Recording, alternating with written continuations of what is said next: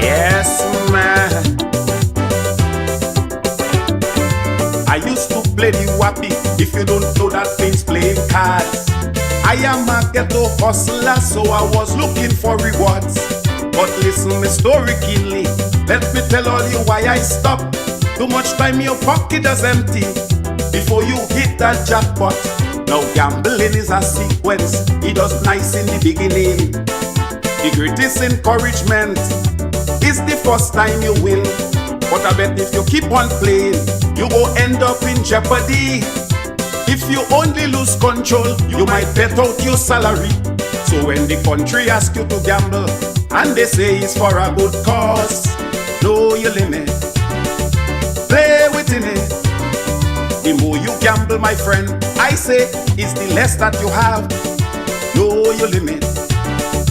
Play within it. Because the life we live in is not no luck and chance. You got to take some time to make sure your life enhance.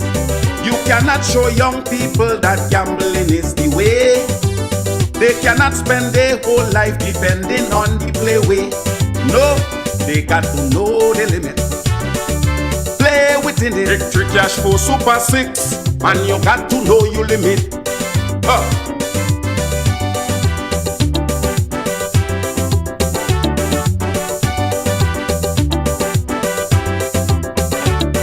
A lot of us play the lotto, we looking for that payday. But the harder you play, you just might end up in disarray. So I begging all you be careful, gamble does make you money vanish. But I know the reason you play, you wish that it could increase. Because I show you here, they say this connection pass. And the money you had to pay the bills, you gamble it and lost. Now you thinking about an excuse, what you going to tell your spouse? Just because of addiction, they take the current from out your house. So when they tell you to gamble, no problem because it's legal. Know your limit. Play within it. The little money you have, don't go and lose it and then you ball. Know your limit. Play within it. Because the life we live in is not no luck and chance. You got to take some time to make sure your life enhance. You cannot tell young people that gambling is the way. They cannot spend their whole life depending on the playway. No, they got to know the limit. Play within it, big for victory, Super 6. Yes, man. They got to know the limit.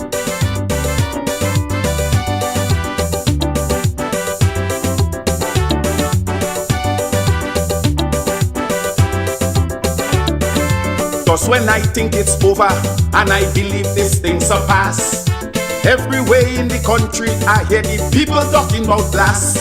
The amount of money blast taking, man, we really playing the ras. Before gamble get out of control, let we kick with that habit fast.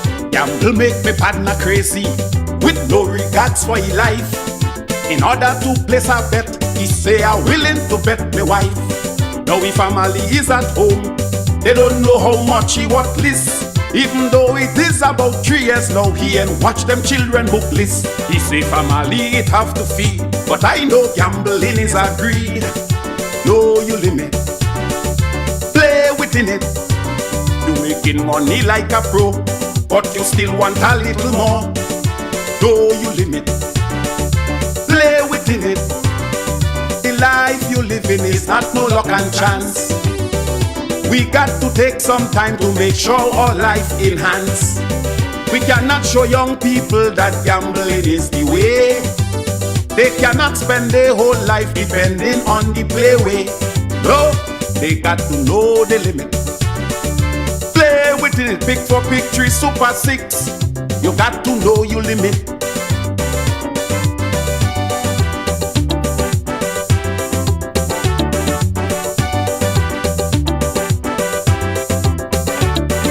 Now let me give you the summary, the moral of my story. It is simply to say, I know both people life not easy. So we looking for many ways to get out of poverty. But let me tell you, my friends, there is no such thing as quick money. Don't matter how much you win, many more time you're going to lose. I know we just spend we money on cigarette and booze, but for people who have to examine on what they're going to invest. Every time all you place a bet, you're just hoping for the best. So even though you pocket have money and you feeling lucky, boy, know your limit.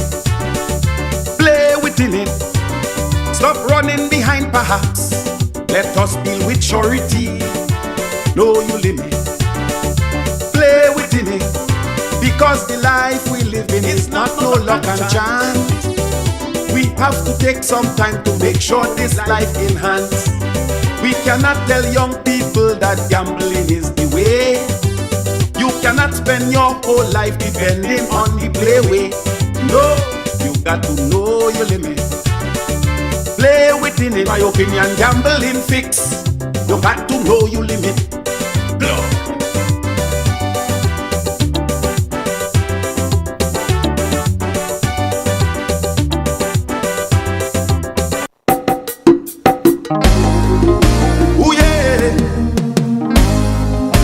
Stuck between a rock and a hard place in this modern time. God gave us a gift, we brain and we cranium. Still He gave us a mind to think about positive endeavors to make we life rise up. But some people that I know thinking so low, they brain living in the dust because they would see it on the name of a brother with malice intention, when instead they could be uplifting a sister for life progression. It is so hard now when a man turn a big man and still didn't grow. But the reason they procrastinate and gossip is because their mind is poor. So I say poor mind will gossip. Illiteracy, simple mind, talk about places that they could never be. Ordinary mind, talk about events and personalities, but wouldn't mind speak about ideas. A great mind speaks philosophy. The mind is such a spiritual force, will make you do what's right. And for sure, my friends, you are in control, so there's no reason to fight. I know you heard this before. Life is how you make it, so be honorable. Now when you sit in a state of idleness, not making your mind simple. Now all you should know, your mind is the center of your universe. A bad thing to waste, yes man, in all different sizes, and in your head it was placed to uplift and elevate those around me with tremendous grace. Positive is always the way to go. I want to please stay away from this, because I say poor mind will gossip. Illiteracy, simple mind, talk about places that they could never be. Ordinary mind, speak about events and personalities, but wouldn't mind speak about ideas. A great mind speaks philosophy.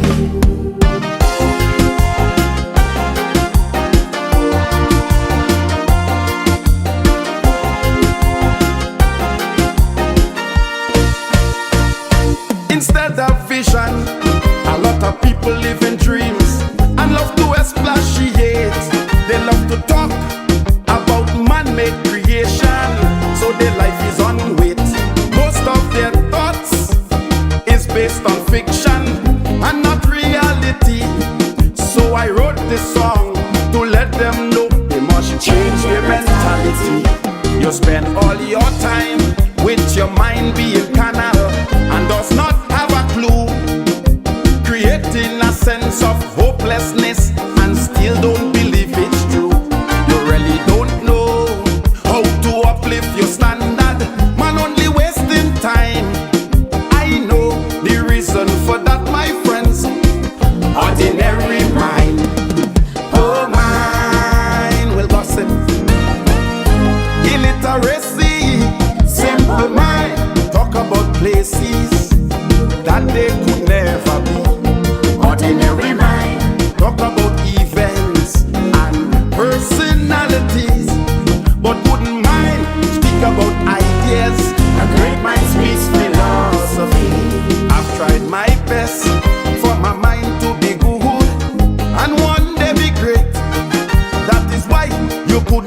get me to sit and procrastinate. Something needs to be done.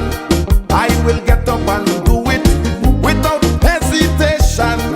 That is why I'm working so hard, my friends, for calypso unification. If artists use their mind, there would be more focus, knowledge and overstanding. And in order for us to make progress, we have to stop bickering, making fuss over what really doesn't matter. Intelligent men must think, but you could bring a horse to the water hole, but you can't force the horse to drink. So I say, poor mind will gossip. Illiteracy, simple mind, talk about places that they could never be. Ordinary mind, talk about events and personalities, but good mind speak about ideas. A great mind speaks philosophy.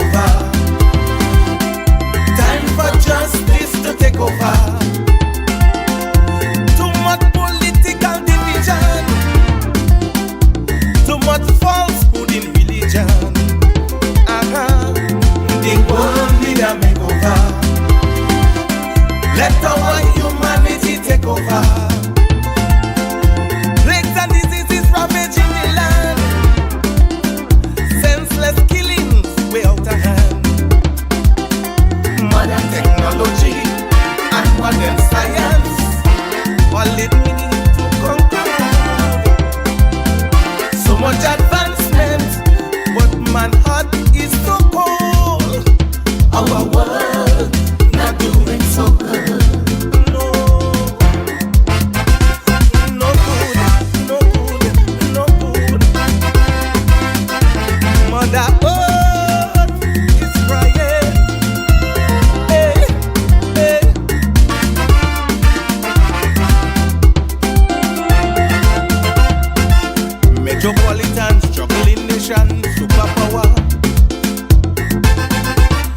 to learn to deal with each other.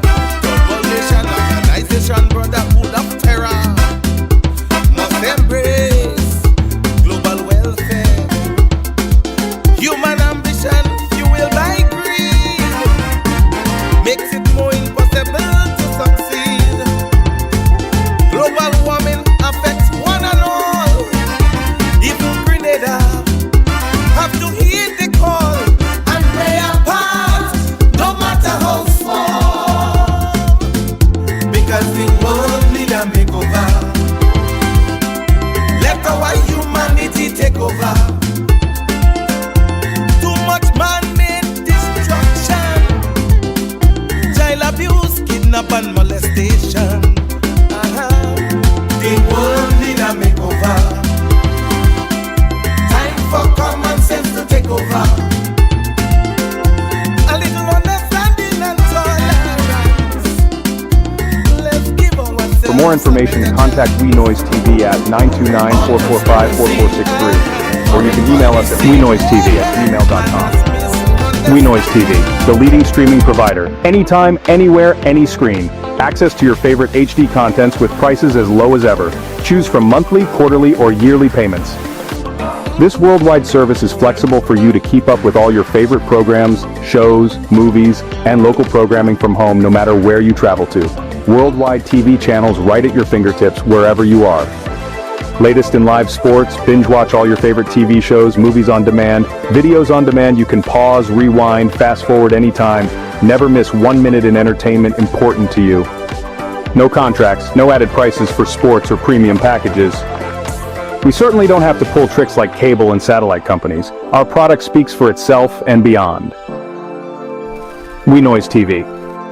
We have everything like Netflix, Disney, Amazon. Watch your favorite movies, TV shows, and series with our services. With our service, you will get rid of all other subscriptions.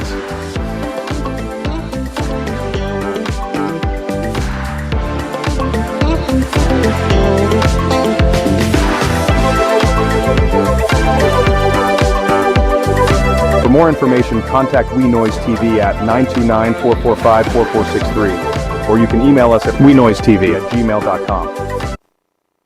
Fitness Revolution 11 2025, 16 days of fun, fitness, laughter, energy. I just want to encourage everybody to come down to both Tantin, Old Trafford, Plainfield, and Monroe's Granans for an eventful, fun fitness and giveaways.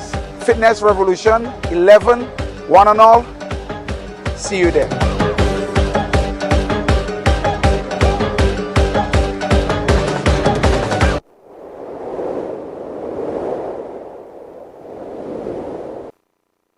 Are you ready to take your brand to the next level? Look no further than the Chameleon Design Studios, the creative powerhouse behind Key Central and dozens of standout brands across Grenada and beyond. From web designs, animations, and motion graphics to custom video productions, we bring your visions to life with unmatched efficiency and professionalism. Need a logo? Logo design starts at just $1,500, and our starter pack includes brochures, call cards, and letterheads. Whether you're launching a new business, revamping your identity, or telling your story visually, Chameleon Design Studios is the new face of designs. Call us now at 1473-422-8601 or scan that QR code. Follow us on Instagram at chameleon_473. Let's communicate. Call us today. I am Nolen Thompson, the new National Party caretaker for the constituency of St. David's.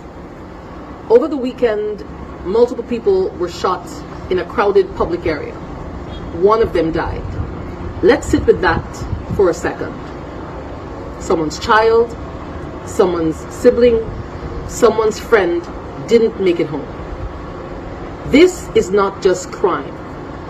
This is violence ripping through the heart of our communities. This is danger knocking on every single one of our doors. And I am here to say, enough is enough. We must condemn this violence loudly and without hesitation. But let's also face the deeper truth. Stopping this is not just the job of the police. It's the responsibility of all of us. To our police, you know the hotspots. You know the patterns. We need you present, visible, and proactive. We need you to patrol, to intervene, to show the law is alive and working. Do not let fear of criminals or the weight of criticism slow you down. We, the people, are ready to stand with you. We want to see you leading this fight. To our communities, we are not just spectators. We know when things are brewing. We know when young men are heading down the wrong path. We cannot stay silent anymore. We must report. We must intervene. We must look out for one another. And parents, step up in your homes. Churches, NGOs, leaders, rise up in your neighborhood. Mentor, guide, support, and help offer another way. This is not the time for pointing fingers. This is a time for joining hands. Because here's the truth we must all face. If we don't stand together now, we will all stand to lose. We save our country together, or we lose it together. We must act now. We must unite now for every one of us. Yes, indeed, and a good night to you, Grenada, Carriacou, and Petit Martinique. Once again, it is time for Talking Points. My name is Sheldon Scott. I'll be here with you up until the 10 o'clock hour. It's now, by my clock, 18 minutes after the hour of 8 o'clock, not 10, after the hour of 8 o'clock on the Spice Isle of Grenada and the Eastern Caribbean. So we say a special good night to all our listeners. Those of you listening from North America, whether you are in Alberta, Canada, yeah, wherever you are, in fact, in Canada, our good brother Ian, we haven't heard from you for a while, Ian, and Patricia and Matthew, Lyndon, yeah, good night to you. Good night to all of our Canadian listeners, wherever you are. Those of you that sometimes you come down and you say, "What I must find Sheldon," and so yeah, right. We say a special. It will be kind of difficult this year, but we do say a special good night to each and every one of you. Those of you who are in the United States, yeah, from sea to shining sea, whether you're in California to New York, Washington, D.C., Maryland specifically, whether you're in Florida, whether you are in New York, you're in Brooklyn, you're in Queens, wherever you are, or North Carolina listeners, and indeed, you know, my Texas listeners are always special to me. So, yeah, all my listeners special. I see Texas listeners, I like Texas. Yeah. I've been to Houston. I like Texas. Yeah. I ain't gonna say love yet. I ain't gonna spend enough time to love it. But I like Texas. Yes, indeed. So we say a special good night to you wherever you are listening to tonight's program. Our good friend Joyce down there in the Republic of Trinidad and Tobago. We know that you're joining us tonight. I'm sure on that. I don't even have to check. I know Joyce will be on with us. So we say a special good night to you, Joyce, and to all the other listeners who are joining us via One Soca Radio out there, our loyal, yeah, the big bad We Noise Radio. Yeah, what we changing the name from We Noise Radio because right now we are TV and radio. We changing the name or something? We leaving it like anyway. We leaving it. Yeah, nice, good. Yeah, so We Noise. We say a special good night to you, Wade, and the entire home circle. We hope everyone is having a good night. Hey, Sam Jackson, good night to you, bro. Hope you're having a wonderful night tonight, Mr. Sam Jackson. I say Samuel Jackson? Yes, Sam Jackson. Yeah, hope that you're having a wonderful night tonight, man. Yeah, Miss Vidas, the Vidas, Miss Vida Victor Bruno, and Miss Vida Sylvester. We say good night to all of you. Hope that you all are having a wonderful one tonight. Indeed, it is Talking Points, and we have a caller online with us already. Hello, good night. Sheldon, I'm hearing you very low, man. You're hearing me low. I wonder why that is very low. My volume is right up. Let me see if I can adjust that on here. I hope what I've just done fixes that issue. Okay, my brother. See, that caller always lets me know if they are having a problem here. Someone else is saying that they're hearing me loud and clear, but that particular caller is not hearing me loud and clear, so I am not aware of why. Now, let me check the live here and see. No. Yes, they're hearing you. Nice. Somebody say they're hearing me. Nice. Ding, day. Right. Let me see if it's somebody else here. Nice. Anybody else find they're having a little problem? I'm hearing me. Just let me know, and we'll try to sort it out on our end. I've increased the volume on my side. I don't want it to increase it a little too much, because then you end up with it cracking and so on. I'm trying to avoid that. All right. Nice. Yes, and folks, you can call in, It's the Friday night program, 1-473-440-7377. Yeah, you can call into the program, right? And yeah, let me know as well if you're hearing me properly. Wendy say loud and clear. Let me see who else there. All you hear me? Okay. Veronica say loud and clear. Maureen say loud and clear. Carriacou say loud and clear.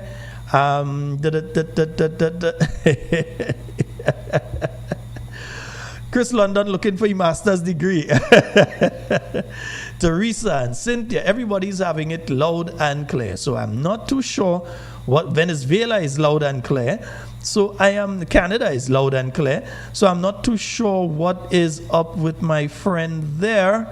Friend, I don't know what is up with your system tonight. I know usually you're the one that has let me know early if we're having an issue. But it seems as though the issue may be on your end tonight. Yes, indeed. So yes, folks, the phone number, 1-473-440-7377. That is the number for you to call and get onto the inside of tonight's program. It's now 23 minutes after the hour of 8 o'clock on the Spice Isle. Maybe a little later by the time some of you hear this, according to what time you've joined the program. Now, let me ask this question. I've been monitoring the news. I've been trying to follow things. Have any of you in the last 24 days gotten a report on that explosion in Telescope? You see, sometimes we tend to deal with so many other things that things that we were dealing with get left behind. And I think I have to start being exceptionally careful with that in allowing some issues to die. That I must, and we must, not just myself, but we must. And I have a caller that usually calls, I think it's not Meg State, usually calls and says, hey, you're talking about this now, but what about that issue? And brings back an issue that pre-existed that we may have slacked off on. And indeed, I like to listen to my listeners, and I also like to follow to what my listeners are saying. And I think sometimes we allow some of these issues to die.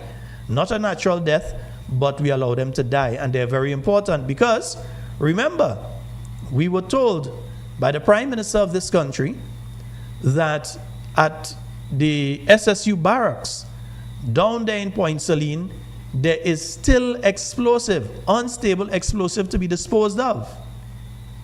So the lives of our brothers and sisters, our fellow Grenadians, whom we love, who are there at the SSU Barracks, their lives are in danger. But not just their lives. The lives of anybody visiting the facility. I dare say even the lives of folks who are passing along the main road to and from the Point Seline area. Even to an extent the lives of the people who live on the hillsides around the SSU camp. So we must ask the question, what is the update in relation to that particular issue, the issue of the explosion that took place in Telescope? The Prime Minister is the Minister of National Security. The SSU camp, the Special Services Unit, the Royal Grenada Police Force, all of them fall under the ambit of the Ministry of National Security, which is under the watch, or supposed to be under the watch, but maybe you're watching something else, of the Prime Minister of Grenada. As such, we deserve to have an answer as to what is taking place, because up to this day, the residents of Telescope have not been assured that a reoccurrence of what took place roughly around the 1st of July will not happen again. They have not received such assurances from the government. Forget gravel and concrete. Gravel and concrete is part of it, yes. But this is a national security issue because it involves the lives and the safety of all of us as Grenadians. Because this was allowed under this Minister of National Security, that unstable explosives were transported from one end of the island to the other, passing through villages, passing through communities, passing next to schools and churches and health centers and police stations and private homes, passing through shops and next to heading to that location from the south of the island up to the east coast. Now, up to this point in time, we have not been guaranteed that there would not be a reoccurrence of that same thing. We don't know what time of day the explosives were removed. We don't know the quantity that remains at the SSU Barracks and the quantity that was disposed of. We do not know. The only thing that we are certain on is that these explosives are, as said by the Prime Minister, and as we have heard from various other sources, these explosives are unstable. In other ways, they can go off at any time. They could go off right now. These explosives can go off at any time. So we ask again, what is the situation as obtains with the explosives, unstable explosives that remain at the SSU camp in Point Seline, St. George? The same explosives that could wipe out that camp. The same explosives that could affect users of the road, because there's a road running parallel to the camp. And after we see what took place in Telescope, we know that that is joke distance. And considering that you're talking at the SSU camp, so we know it's not just them explosives you're talking about that unstable, right? We're pretty sure on that, that it's not just the unstable explosives you're talking about down there. So that what the possibility of what can happen at SSU camp that has the officers down there seriously concerned. Imagine you're sleeping there next to this thing. You're sleeping and waking and everything right next to this thing. So they are concerned. And we must speak on their behalf because generally they can't. But they are our brothers, they are our sisters, they are our nieces or nephews, our cousins, our brothers, our sisters. They are everything for us, our children. And they are going through that situation right now. And it also endangers us, especially at a point in time like this when traffic along that road that traverses parallel to the SSU camp, when traffic there increases significantly. When you have loads of people that come into our country, and even next week, they have the Afri Summit and they say 1,000 people sign up for it. I don't know how much local and how much international, but it means a significant number of people coming into our country. And there it is, right along the road they have to pass, you have unstable explosives. Some may say, you're saying that, and you shouldn't say that because no, I'm saying it because the incompetence of the Minister of National Security, the incompetence of the present administration in dealing and addressing this issue so that the people of Telescope can have a good night's sleep and know for sure that no such explosives will be brought to their community again for disposal. It will not be passing in front of the house when it could go off. That the people of Grenada in general could be assured, hey, we can go down to the airport safely. We don't have to worry. That has been dealt with. That the people that live in the south of the island, who live in Grandance Valley, who live on the main road between Grandance and town, in Belmont, in other areas, that they can say, well, we're sure that that is taken care of, so this SSU van passing, we're sure that that not carrying that, or that gravel and concrete van that passing there. We safe, man. We had no worries, not that in it. We have to ensure that we are safe. And the only way we can do that is by this administration pulling its head out of the proverbial sand and speaking to us and informing us that yes, the issue has been addressed. We have done a review. You're telling me that in 3 weeks, that they have nearly 4, going on 4, that they have not been able to at least come out and assure people that there will not be a reoccurrence. You're telling me there cannot be a preliminary report, even if you want to call a deeper investigation. You're telling me in this space of time there can't be a preliminary report in relation to this at least? You told us that there's more there, that there's more of the same explosive that went off there. People thought Hiroshima come to telescope. You are telling us that there is more of that remaining at the SSU Barracks. Yet still, you're not telling us what you're doing to address the situation. Because we know that it's not all that at SSU Barracks, isn't it? It's SSU Barracks. The reason it's stored there is because for various construction companies, etc., there has to be a place to store it, and that's what is considered to be the safest place to store it. So we know that it's not the only set that's there. So what is taking place? Is it being left there so some other disaster happen and then you say, if you didn't know? Are we looking at the prospect of sending it out to sea, doing whatever to dispose of it? What is being done in relation to this? Is it going to be airlifted out of the facility? Is it going to be placed in a truck or a van or a car again, placed in crates and whatever, and driven through? The public, the general public, me, you, our children, our parents, the elderly? Is it just going to be placed in a vehicle, unstable explosives, and driven through them again? And I say again because it was done already. So is it going to be done like that again?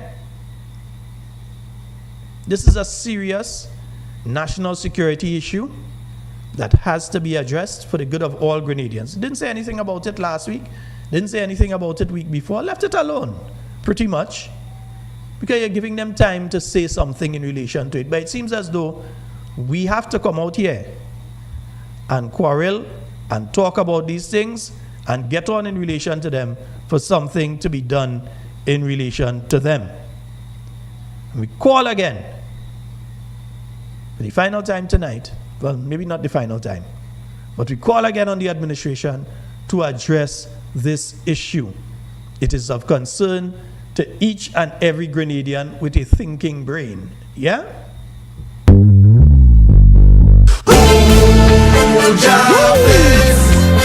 I'm feeling good. Tell somebody. No man can. Let them know. Please don't envy. Don't envy me. When you see me, you don't know the things I've been through. It wasn't easy. No. Please don't grudge me. No. And I'd like to thank the gentleman that dropped off the adult Pampers to Cami yesterday. Indeed, we were able to assist quite a number of people. Boss, if you have more, bring it up, because if you know how much people nearly cry today when they get some Pampers from Cami there today, you know. What for me cannot be for you. I have been down on my face. There are a lot of people that need, and they really just don't have the money, you know, because it is not something that you could take and you could wash out and use back again. It is, you use it and you have to get rid of it after a period of time, especially when you know what happens. You have to get rid of it. And as such, a lot of people financially cannot keep up with that. They just can't. They don't have that income to be able to deal with it. So when we have the opportunity to assist them, even if it's for a week or 2 weeks or whatever, even if it's for a day, they are very thankful. So again, I'd like to thank you, sir. But never run my race. I am standing here by grace. God Almighty, I had my back against the wall. Some of my friends have let me fall. I've been through it all. And that's why we say we're not like those other programs where they just come out and they attack people and they call people this and they call people that. And at the end of the day, there is nothing positive coming out of their program. We ensure that when, at the end of the year, we could point back and say we were able to help X amount of people. We were able to get medication to people. We were able to get Pampers to people. We were able to get somebody to get a surgery done. We were able to keep somebody alive up until the point in time that they were able to go and be able to do their dialysis or whatever it is. We always try to assist as much as possible, yeah? Because at the end of the day, it's not about us, it's all about you, huh? Tell somebody, no man can. Let them know who Jah bless. Yeah, this isn't about Sheldon, this is about talking points. This is a family, and family tries to help each other as much as possible. Tell somebody, no man can. So let me say a special good night to you, Miss Camille Teresa Scott. Let them know. Go and be the things I wear. I want to make it clear. I work hard There ain't nobody. Time only passed by Camille before the earlier shadow could leave. She just called you. for that. I work hard for that. This is the sweat that crossed my brow. It is mine, don't ask me. 1473-440-7377. That's the number for you to call and get onto the inside of tonight's program. I work hard for that. It's mine. I work hard for that. I've walked through the rain. I've walked through the rain. And yes, You know, I'm very interested in seeing how. Let's take this call and then we'll come back to that one. Hello, good night. Hey, good night, brother Sheldon. How are you? Yeah, I'm good. How are you doing? Yeah, I'm okay, man. All right, go. Brother Sheldon, what I love when my NMP party, in government and outside government, they still reach out and help people. They help people, not like other government. Only when they in government, they consider themselves and they love people. The people going to compete. I remember NMP had when in the hospital, the NMP girl things and they bring double for the people in the hospital. Boss, I was there. I was there. We went up there with Honorable Roland Bola van. And we delivered some basic medication, some aspirin, etc. Yeah. We delivered fish, we delivered cheese, we delivered a lot of food stuff and different things Oh, to the like general food stuff. hospital. Yeah. Eh? And I can So- tell you, even so, NMP remember last month as well, through the efforts of Nurse Wendy Ann McGuire, we were able to send to Maribor Hospital through Talking Points. We were able to send to Maribor Hospital some much needed supplies. Yeah. That's what we call a cane party, not a cane government, but cane party. In government and outside government, they reach out and help people. But when endlessly in a position, all what they do is to criticize and say things they are not true. They criticize and they don't help nobody at all. So that's the difference between NMP and NDC, and that's why I love my party, and I will continue to love my party NMP. Shall have a good. My brother, you all had a second serious fire in your area, man. Within the space of a week or so, there was a second, even more devastating fire. Well, all fires are devastating. Yeah. It was a second one. Yeah, second fire. I was saying one last fire. I was alone sleeping, and after I was overnight. You're close to that one, aren't you? Yeah, because the truth is to go to close. Yeah. Right, I from the village down there. So I'm phone. I said, who called me at this all the night? Thinking that was even 1, 2 o'clock. So when I check my phone, I see about me is 2:12. Then they say a fire in Shine there. I say, what? What the time I think I say I'll go down there in the morning, the next day. I went on the next day. Well, the office, we do what we have to do to reach out and help the people. Help people in different areas. I had food, stuff, clothing, we help them. Because we don't looking at who you support, who you don't support. We're looking at people, needs. And once you need, and we consider Agrarian, we will reach out and help you. So we did a lot. The executive of Central Northwest and the office, they did a lot to reach out and help the people. That's one thing. I know that Dr. Mitchell, the moment something like that happens, he gets involved. So he would make sure that what needs to be done, because there's a structure within the constituency. So it's sure you were able to say that the constituency executive were able to do ABC, that there's a structure within the constituency that they're able to do immediately. Yeah. We're going to immediately. That's why when you all have your barbecue and you all have your luncheon, people need to support, because it comes right back to the people in the community. It come back. If when we have and they don't spend, but we'll look at that. Yeah. We look at that. They live in the constituency, and whatever we do, that is the purpose of it, to reach out and help people. Yeah. All right, Rachel. Thank you so very much. All right. Okay, thanks. Yes, indeed. 1473-440-7377. Yeah, and you know that's one thing too.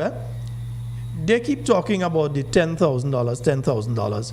Oh, them MPs getting $10,000, and sometimes you have to wonder if some of these people and them went to school, like when the school door closed, that is when they went to school and so on, or they mainly went during the month of August, at the point in time that there was no one in the school except the security. And long time you didn't need security in schools anyway. I have a story about security in a school, but we'll get to that in a while. Yeah, what me say will pass you. Because they keep giving these stories like, oh, they're giving all this money. Remember, the government MPs have access to millions. Let me repeat. The government MPs, they have access to millions. Not a 10,000. They have access to millions of dollars. So if you're talking about who need to go and who need to do this and who need to do that, let's start speaking with the government MPs. Remember, some of them are not even the member of parliament. They are senator. So in the instance, for instance, of the chap out there in St. Mark, while the Honorable Dr. Clarice Modest is the person that the people of St. Mark cast their ballots for in vast numbers, who they have selected as their member of parliament, she is not the one that has access to the millions. Her party is not in office. She's not a part of cabinet. But the chap there, he is a senator, is leading the work on behalf of the NDC in that constituency, and as such, he has access to the public purse. He can speak to the Minister of Housing to get housing for somebody in St. Mark. Let's make that clear.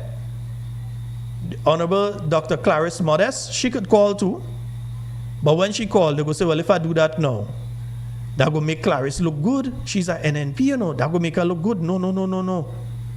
We go send we guy. So when their people ask for the Minister of Housing to provide building materials, they have a direct connection. When they say a drain is needed here, they have a direct connection, and you cannot use out of the $10,000 to build any drain or any road or that sort of nonsense. And there's no road or drain that you could build for $10,000 of a significant nature. And the money cannot be used for that. It has to be accounted to, and is being accounted to Parliament for that. And it's a good thing it's being accounted for, because I hear some NDC MPs that use it to pay personal bills, all kind of things. So I hear that some NDC MPs had received the $10,000 and use it to pay personal bills, which I know you're not supposed to be able to do. So everything has been brought in line now, Right, so people know what they could use it for and what they can't use it for. But when it came to the new National Party MPs, they made sure that, one, you're monitoring on your checkbook, so you know, okay, this is how much we have remaining. Somebody comes, they have a problem, they need some medication. They do not have the funds to get the medication, you're going to assist them with the funds to get the medication through that program. Yeah? Somebody needs some help probably with, let's say, tuition, and you assist through that. But you are limited to $10,000. You can't go and write a check for 20. you're only limited to 10, and you must utilize that properly. And you have to take all those invoices, put them together with your stubs and everything, and send it in to the Parliament office. So they have a running record of all that you have been spending and who you've been spending on and what you've been utilizing that money for. And they could reconcile that with the statements coming from the bank. So it's not $10,000 that is being put into the New National Party MP's hand. It is $10,000 being put into a special account to be spent by the constituency on the constituency for those MPs who won their seats. So to give the impression they have unlimited amount of money, we know what they're doing, you know. They're trying to make the average person upset and hateful towards the NNP MPs, because remember, they have access to millions. So when you go to them and you say you need assistance for this or that, they could go to social services or housing or Ministry of Health under some program. They can go through the Prime Minister's office. They can go to different departments where there are millions of dollars sitting, and they can get assistance for you. When it comes to the NNP MPs in the opposition benches, all they have is the $10,000, and they have to utilize that to assist all the people in their constituency who come to them.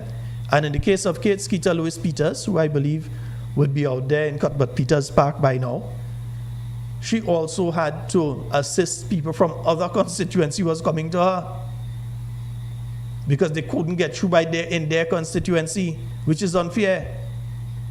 Yeah, which is unfair. So we need to understand where we're going and what is taking place with this, and the attempt to obfuscate the issue to the point where people do not understand what is going on, and that people believe that Dr. Mitchell get a $10,000, so you have $10,000 just to give it to you. So you must go in and you must say, I need $3,000, and he goes, just say, nice small thing, man, hold that. No, that is not the case. They want you to believe that you could just go by Honorable Emlyn Pierre and you could say, well, I need to do this surgery and it's going to cost $13,000 and so, and she's going to be able to take the $10,000 and give to you. It is not so. But the government MPs, they can speak to the Ministry of Health. They can speak to their Minister of Health, one of the who sits in the cabinet with them, who sits in the executive meeting, which we hear does take place in cabinet too, can sit there with them, and he can organize to assist them, whether it's locally or get them out of the country or whatever it is. He has access to millions of dollars of resources, yes. Telesford has access to millions and upon millions in resources. Andy Williams has access to millions upon millions in resources. But they try to give you the impression that $10,000 is $1 million. You break $1,000 and see what has happened with it, much less for 10. You have $1,000 and break it and see how long it lasts. Yeah? 1473-440-7377. That is the number for you to call and get onto the inside of tonight's program. So I just want to clarify that, because it is my belief that they're continuing to make those statements with the full intention of making people upset with the NNP MP. Understand the tactics, it's cheap, but understand where it's coming from. So you see them jumping under every post. So there's a fire in the constituency of a New National Party MP, they jump under there. Well, why they don't use their money? You gain 10,000, why you don't use that to help them? That is not what it's for. You have NADMA in the constituency that can assist with certain things. So NADMA, government controlled again, is in the constituency, and there are certain things that NADMA can immediately step in and help with, mattresses, etc., food stuff, that, the other, whatever. So NADMA can help. Then you have the Ministry of Social Development and Social Services, two different ministries. They can help. You have the Ministry of Housing. They can help. So in the government, the Prime Minister's ministry, they can help. Within the government system, they have access to literally, and I'm not overstating this, they have access to millions that they can utilize. Don't let them fool you. Don't let them chain you up and have you out there like an idiot talking about who getting $10,000. Why didn't tell you what they're getting? Because by the time you check up all the perks and all sorts of things they're getting, it's nearly 20, or maybe even over $20,000. By the time you check up all the perks that even those who are senators are getting, I could tell you it's nearly 2 to 3 times the amount that senators were getting before. And imagine, senators before were getting less than senators now, and you can look and feel the impact of all the work that the senators before did, and right now is a bunch of jokers that sit down there. Yeah?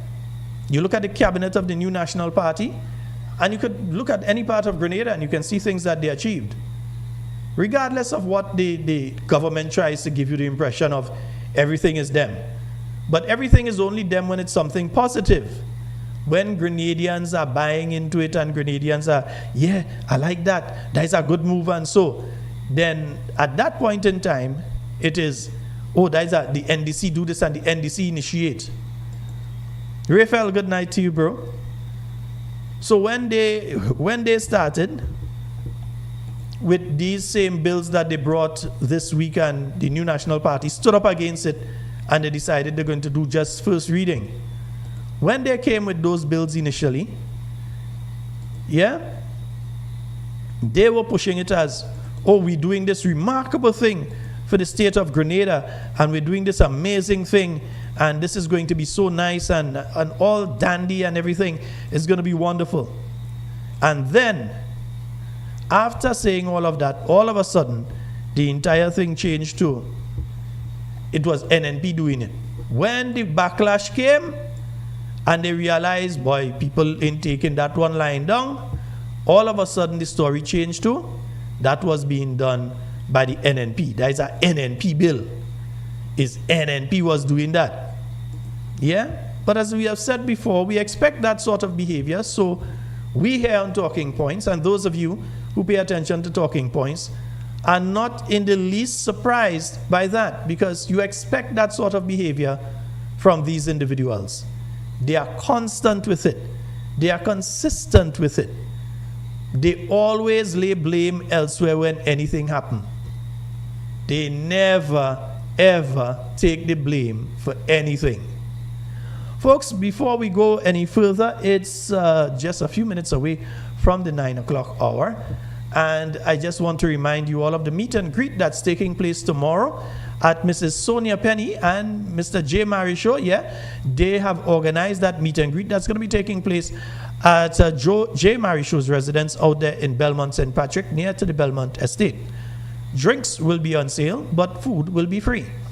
Prizes, various prizes to be won, and they start roughly around 1:30 tomorrow afternoon. So no matter where you're coming from, you're coming down from the south of the island, you're up in the north itself, you're on the east coast, west coast, you want to come down from Carriacou, it starts at 1:30 p.m. tomorrow. All right, so those of you who are looking to make it there, that's going to be at Mr. J. Marichaud's residence in Belmont St. Patrick, near to the estate. And it starts from 1:30. Drinks on sale, free food. It is a meet and greet.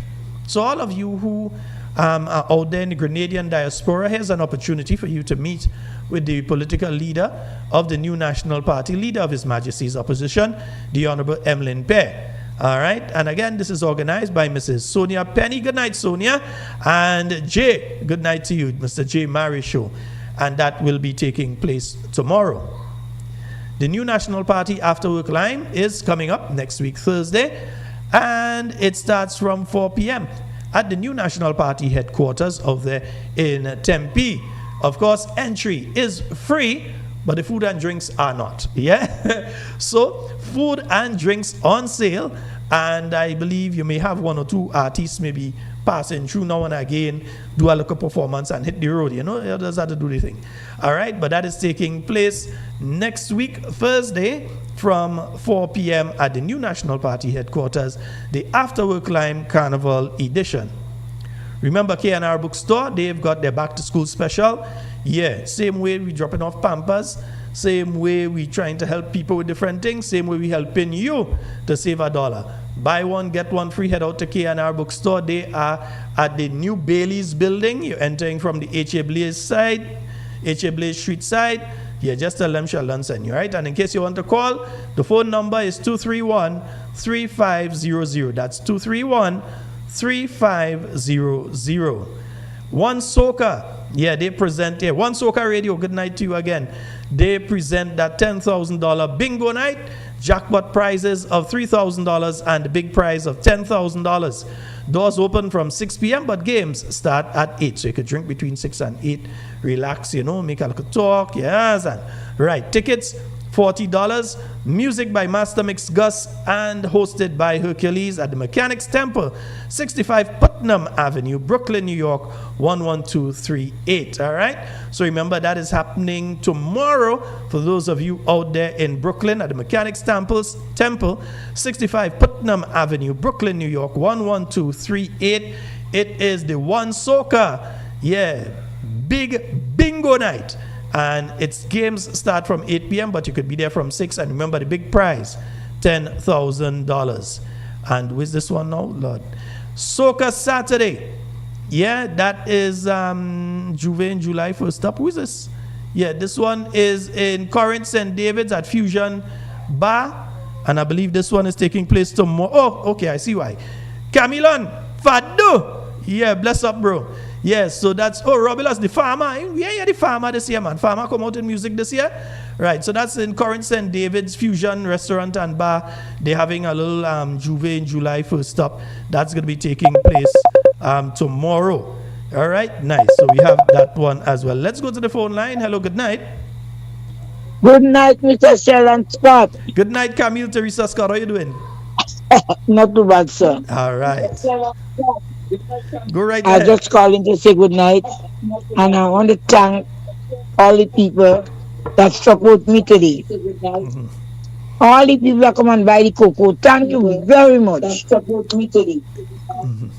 Very much. Sheldon tell them I have cocoa, so they come and they get the cocoa. Yes. And I look on eating. And not just cocoa, the best cocoa. That is, I'm telling you, Yes, that cocoa nice, is the best yes, cocoa. the well seasoned, seasoned. That's the best. Well seasoned. Yeah. Anyhow, I did what I had to do today. Mm-hmm. And the people come and they get the Pampers free. Everybody everybody say thanks. Mm-hmm. So you all have a blessed weekend, a God blessed weekend, and let's continue praying for our country. Mm-hmm. Patricia, good night. Good night to Matthew, Mr. Watts, Yes. Yolan Ben Hassad, Dr. Mitchell, everybody. And it was not bad today. God bless me today. They buy me cocoa and they buy me zabuka. And Yes, the that's what we breadfruit. like to hear. Yeah, and you know something? Yesterday, somebody called me the breadfruit Sheldon. And they, I don't know if they fall, but about 3 branch break with all them breadfruit. And they leave 5 for me and they go. So I went in town with these 5 breadfruit. I give away, I think 2, and I pick some. White gold come and pick some zabuka and I sell. So I thank God for that blessing today. Yes, indeed. Good night to everybody. So at least I could buy a pound of fish tomorrow. But I don't want fish. I'm just saying. If you want to. I feel, if I want to, I feel happy. And good night to all the NNPIs. All. And continue praying for our country. Right? I give what I could have given to people that in need like me. Because I sell a zabuka. Them zabuka big, them bottleneck. The bottleneck there. Mm-hmm. Yes. You go get to Sheldon. Yes, But I want to put you I'm picking it green because I know they're coming in it, but I can't eat all. But I will feel happy if they come and ask me than I just walking in my property and just pick up my things. So good night to everybody. Talking Point family, the little boy in Mount Rush, the little friend in Guelph that listening, and happy everybody. Good night. God bless everybody. Bye-bye. Good night, Auntie Cammy. You have a wonderful one. Yes, darling. All Yeah. right, my dear. Sheldon send me. Sheldon send me. Sheldon tell me. Yes. And I play gospel music for the day. All you buy all the rest. Go. Watch gospel music for the day. Lovely. For the whole day I give them some nice gospel. Till I close up. Yes, right. Bye, Grenadians. Bye. Home and abroad. Bye-bye. Bye. All right. Yes, indeed, folks. So all you just make sure, buy it out. Yes, we have to support each other. And it's not just that she has cocoa, but she has really good quality cocoa. All you going to go back. Take what I'm telling you. Everybody that buy, you will go back. Because I know people that does come from overseas and they remember what they get the last time and they just make sure and go and get. So I know all you will go back and get all your cocoa. And so by Cami. 1473. And again, Cami, thank you so very much for all the assistance and all the people you were able to assist today that came and got the Pampers and so on today. We want to thank you for all of that. 1473-440-7377. You can call us, but you've got to call us on the WhatsApp. Now, folks, the bills that were causing all of the concern have been laid in the Parliament with the first reading. From what I'm picking up, it may be a case that Parliament is going into recess. Now, I don't see another Parliament sitting probably before September or probably October, even October, because Parliament usually goes on recess in the month of August. You go on recess during that period of time, and then you come back with the ceremonial opening of Parliament, and then you start preparing because you're going down to budget. Well, we know this government when it comes to budget in December. We ain't too sure we go see our budget in December. We ain't sure on that one at all. So we had to see if that might happen. But anyhow, the bottom line is this though. I've been looking a lot at what folks have been saying online regarding these bills. And some people even claiming they are not bills. If you're unaware of how the parliament system works, ask a question. They are bill for an amendment. So it is a bill in the context of the parliament for an amendment to the principal act itself. So they are trying to make amendments to existing laws. One of the amendments, and they cannot, and up to now, if you all recognize, they put out all sorts of things. We're seeing Prime Minister's office now putting out this, that, the other about it. We're seeing all of their talking heads speaking about it, and so some of them is not really head, is another part of the body, but we wouldn't go into that. But we see all of their people saying different things about it. And one of the things that they can't say is that we're lying when we say these are some of the possible outcomes of those bills. They can't say that what we're saying is not true. They cannot say it. They cannot say that anything we have said is untrue. There is an effort by this administration to remove parents' rights in several matters. That is a fact. Whether they say they're doing it for a good reason, whether they don't know the reason they're doing it, it is a fact. They are seeking to remove parental responsibility over persons, boys and girls. I keep hearing people talking about girls. This is not just girls. Get with it. It's not just girls, it's boys too. So they are taking out parental responsibility for young ones 16 years. As soon as you're 16, they're saying that you don't need your parents to go to a doctor for any sexual or reproductive issues. You don't need your parents' permission to go and have any procedures done. They did not specify that we're only speaking of these 10 procedures and these other procedures are not available. We know that one of the things that we heard the Prime Minister speaking of when he spoke of the new hospital that they intend to build, but that's another story for another night. But the new hospital that they intend to build is that they will be doing surgical procedures there, like plastic surgery. In other words, you could very well have sex change operations taking place there. If you're doing plastic surgery and that sort of thing, and you're looking to become the premier area, because he did refer to some sexual related surgeries like butt lifts and breast augmentation and those sort of things. And some of those are not done by women. Some of those are done by men. And that's their business. If they do it, that's their business. It's their money spending on their body. But some of that would be done at that facility. And let's just admit that that is the case. And you're saying that you are lowering the age so that a youngster, a male, who is 16 and says that he feels trapped in a male body, but he's really a female, that young person would be able, without discussing it with their parents, as soon as they've attained the age of 16, to start hormonal treatments on their own. That is not barred. That is not blocked. That is not removed. That is not specifically stated that you can't do those procedures in this that they're trying to pass. Because they're still trying to pass it. Let's don't think that is the end of it, you know. They're still trying to pass this thing. So they have not stated specifically that young ladies cannot decide that they're going to start taking testosterone, and they're going to, next thing you know, they start to grow beard and the voice start to get deep and the body start to change how it look and so, and that kind of thing. Now again, it's their body, not mine. They want to do that, that is their business. Yeah? But I'm saying at the age of 16 is when you're saying that it's okay for them to do that.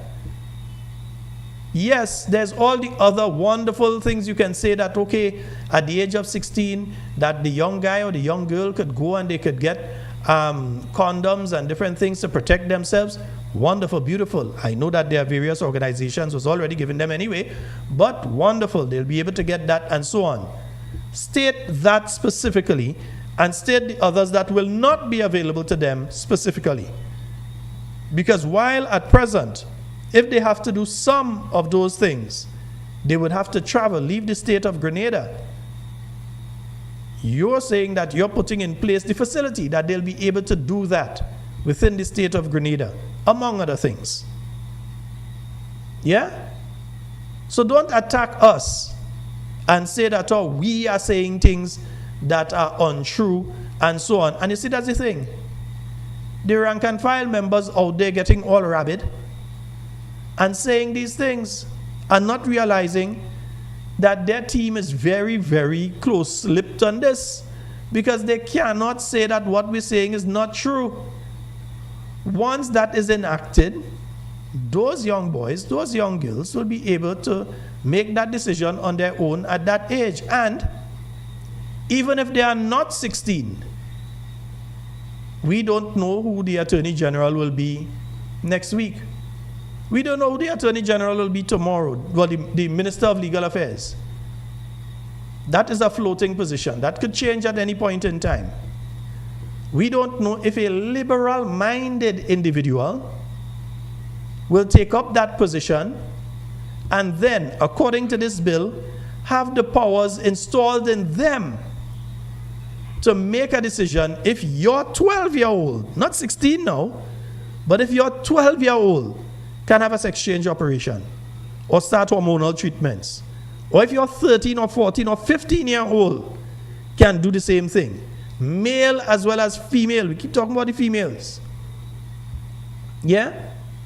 That the Minister of Legal Affairs would be able to make a decision as to whether your child, your female in this instance, can have an abortion or some sort of procedure done, that it is up to them. And the question has been asked, I heard my good friend Devon asking it this morning, and several others have been asking that question. If something goes wrong, who does the burden fall on? Because the state is saying that we are taking over. So you've taken over for my 13-year-old. You've made a decision in relation to my 13-year-old's body. God forbid something happens.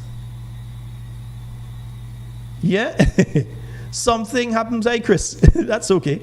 Something happens to that 13-year-old or that 12-year-old, because we know medical procedures are not, there's no such thing as a 100% safe medical procedure. It doesn't exist. Simplest procedures have challenges with them. So you're saying if something happens to that child after that has been okayed by the government, how does that operate? Does the government take over fully and say, well, we are financially responsible?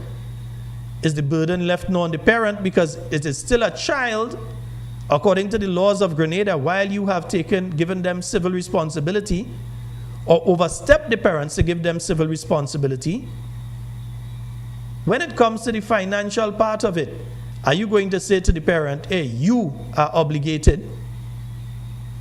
And even if you give the okay to a 16-year-old, where are they going to get the funds from, considering that you have said that 16, 17, 18 well, until they're 18, they cannot be working. They have to stay in the school system up until that point in time.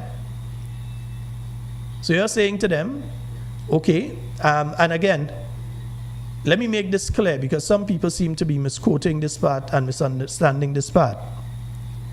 There is no part of that bill that lowers the age to consent for sexual activity. Consent for sexual activity in the state of Grenada has been 16 for quite a long time. Yeah, quite a long time. It has been at 16. In fact, I know of one member on the government side, I ain't calling name tonight, but I know of one member on the government side who is on record as saying that they need to increase the age. So they need to remove the age of consent from 16, and they wanted to put it either at 18 or 21 or somewhere there. They wanted to put the age at that. That is what they were saying. Yeah? That is what they were saying. They want to move the age of consent away from 16 and bring it up higher.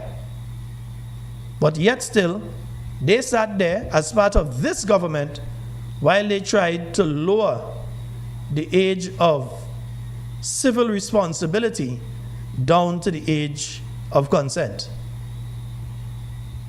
So in one way they're going down, the next way they're going up, and there seems to be no middle path as to this is the mean, this is the average, this is where we're going to just cut it off and say this is the point that we're working with. That we say, okay, everything is 21. Or we say everything is 18. There's no point that is being done. And we hear the excuses, because that's what they are, excuses. We hear the many excuses. We hear the excuses,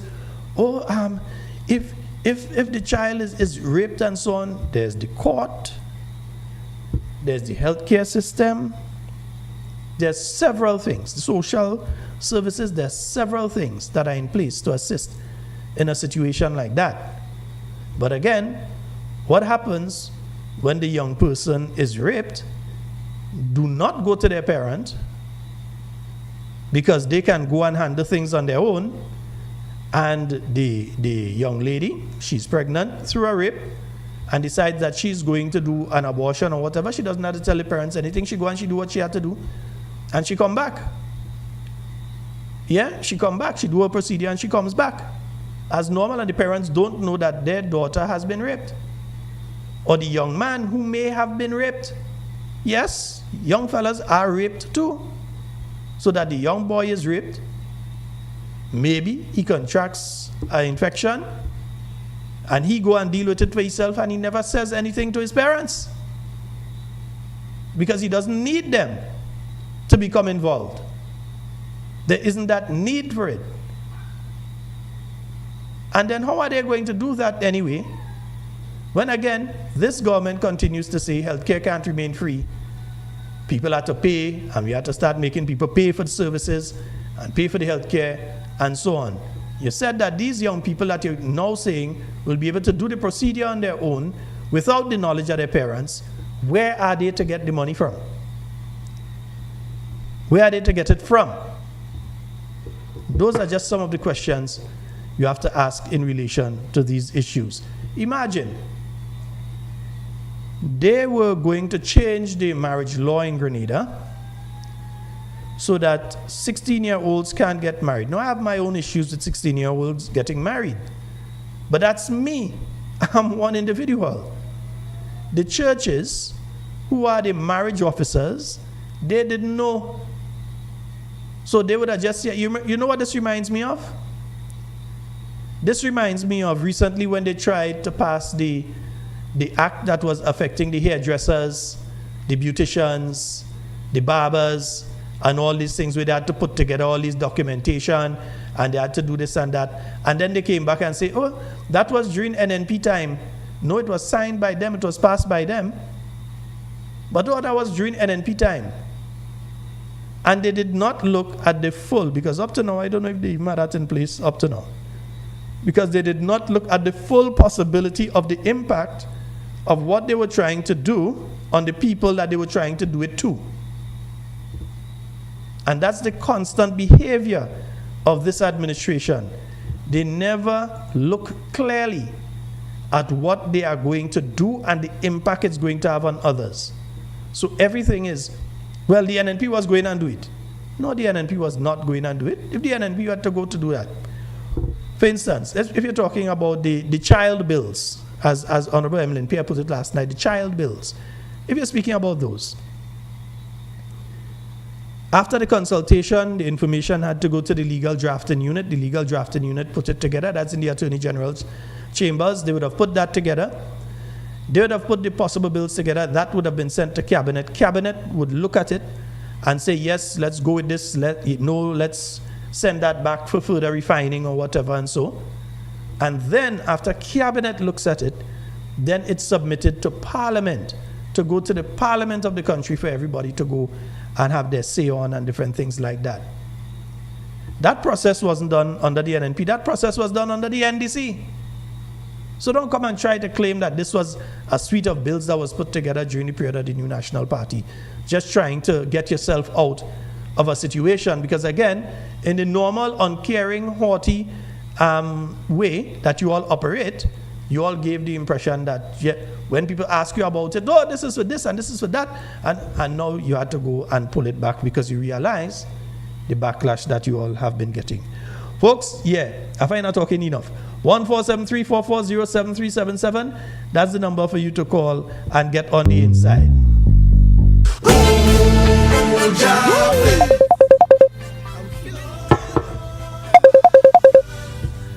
Yes, indeed. Good night, sir. Hello. You're live. Scotty. Yes, sir. You're live. Go right ahead. Good evening to you, sir. How are you doing? I'm good, man. All right. Brother Sheldon, something that one have to take into consideration, and maybe we will have to do it in a word by word perspective. Mm-hmm. All right. Now, if you notice, that said bill that the government is trying to submit or has submitted to the Parliament, mm-hmm. right? To reducing the age of civil responsibility, right? Mm-hmm.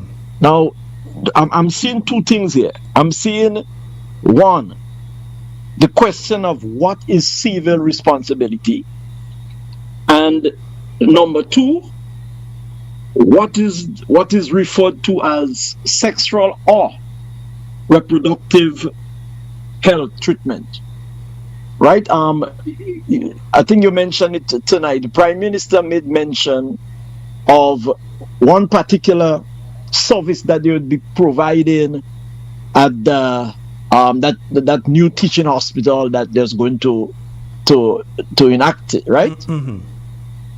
Now, I have serious concern about that, because what is a child's responsibility, a civil responsibility? And I think the most fundamental thing for a child civilly, right, be responsible for is, one, his or her responsibility to his home first, right?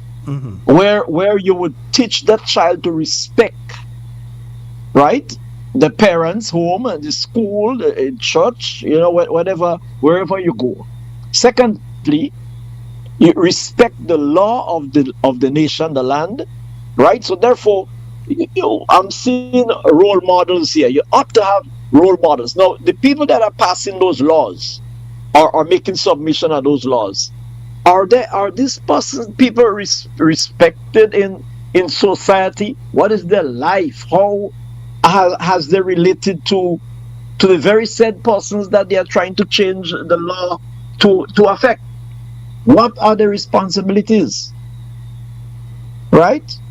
Now, we have some ministers. Every time they open their mouth is disrespect.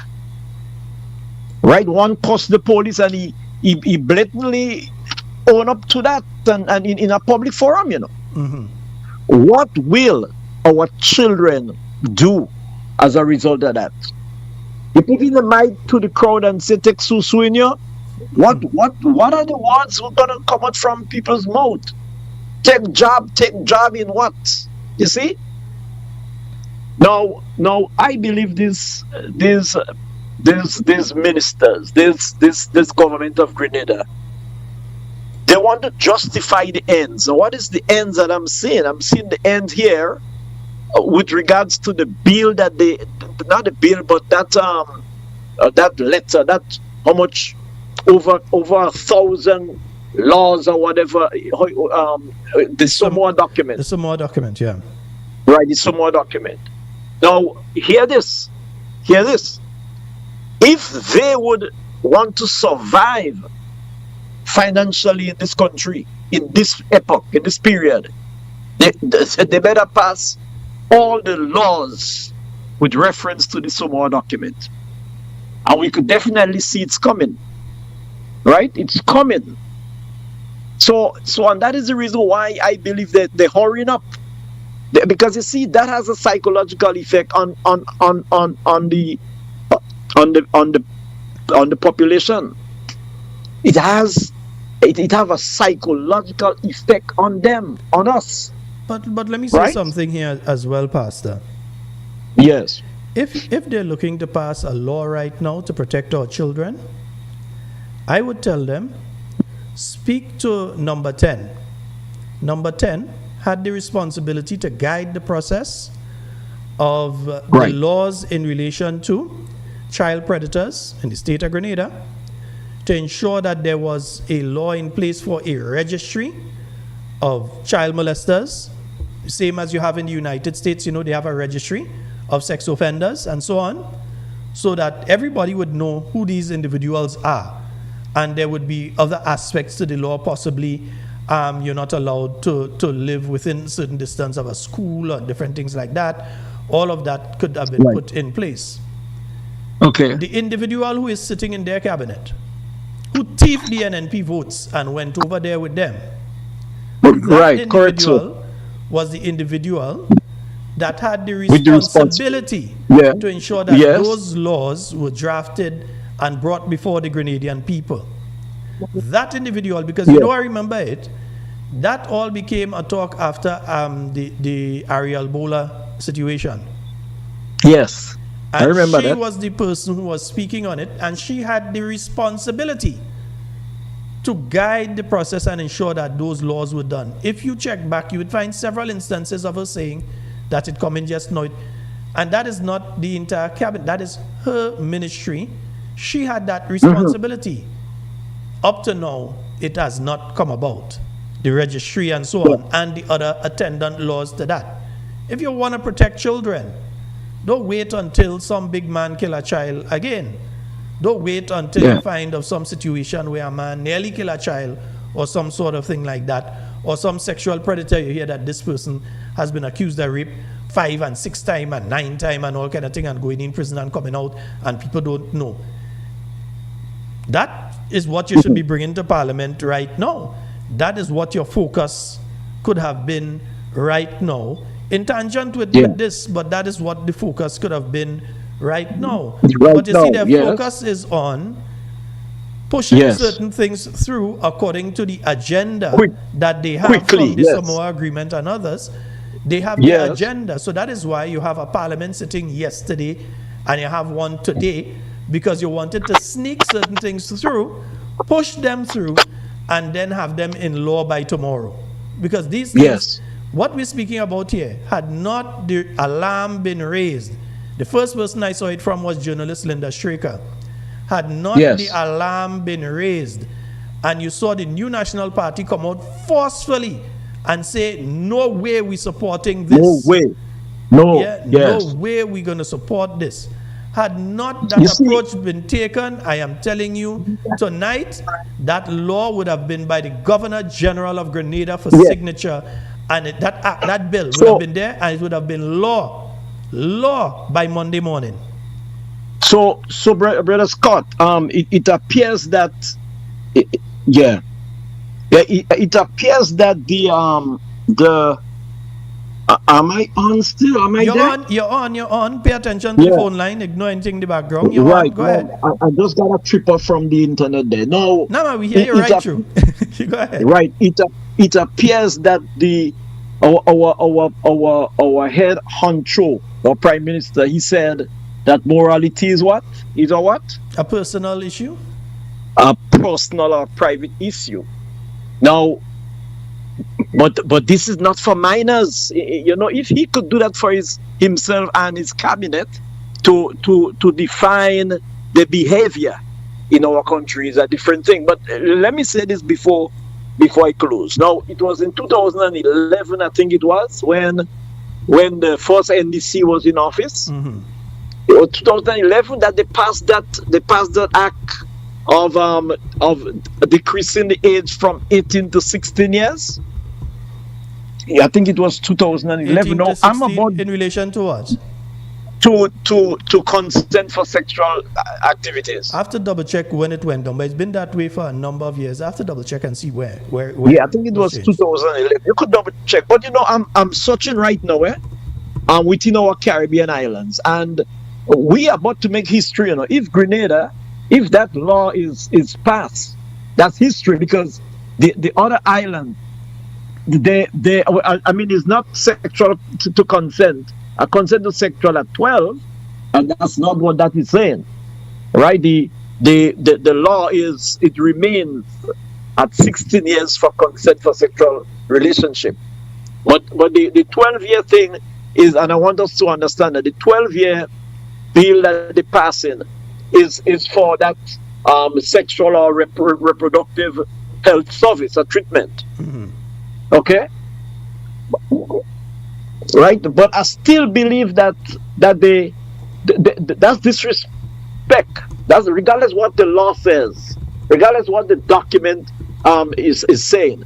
That is disrespect to our parents. That is disrespect to our guardians, the persons who have labored, who have worked hard to send the children to school, only to find out now that the government coming to snatch them away. Listen, we Grenadian people, we are not to sit down or lie down in our comfort zone and allow that to happen.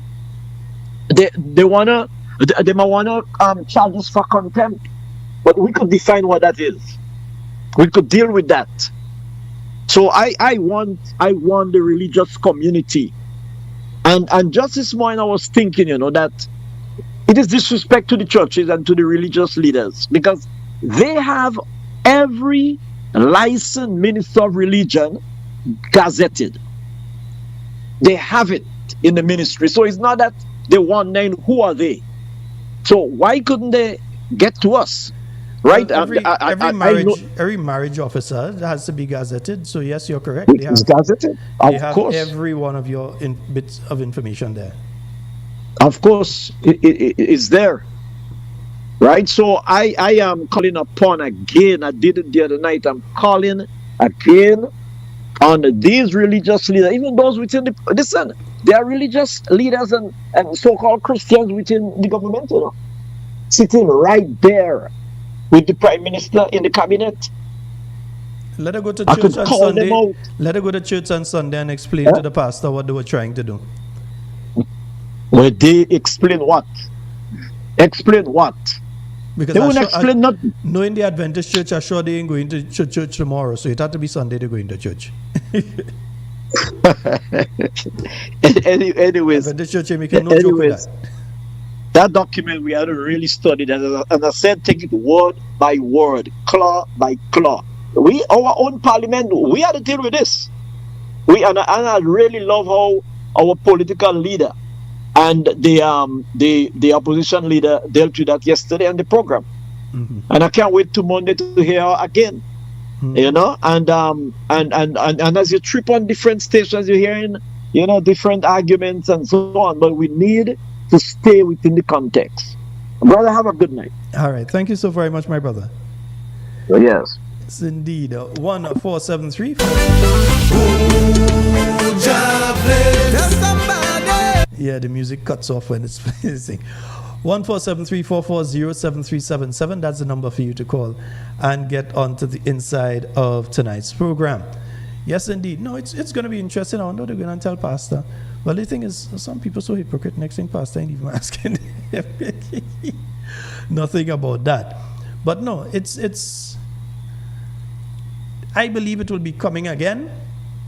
We have to be on our P's and Q's. We have to be focused that it will come again. Will we be seeing loads of discussion in relation to it in the way that we're discussing it right now? I believe that the government said that they're going to open discussion. I mean, I happening.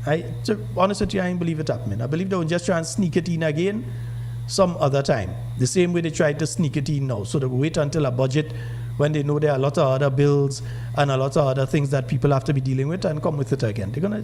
They're gonna try to sneak it again. So we have to be on our lookout for that. Yeah, we definitely have to be on our lookout for that happening again.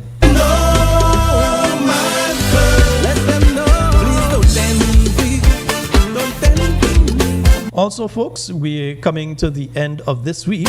When you see me, and I hope by now that you've checked the voters list, that you've made sure that your name is there, that you've done the other checks and so on, or at least that you've offered your services to assist the caretaker, the MP in your constituency, yes, your new national party lead, that you have spoken with them and that you have tried to help, yeah?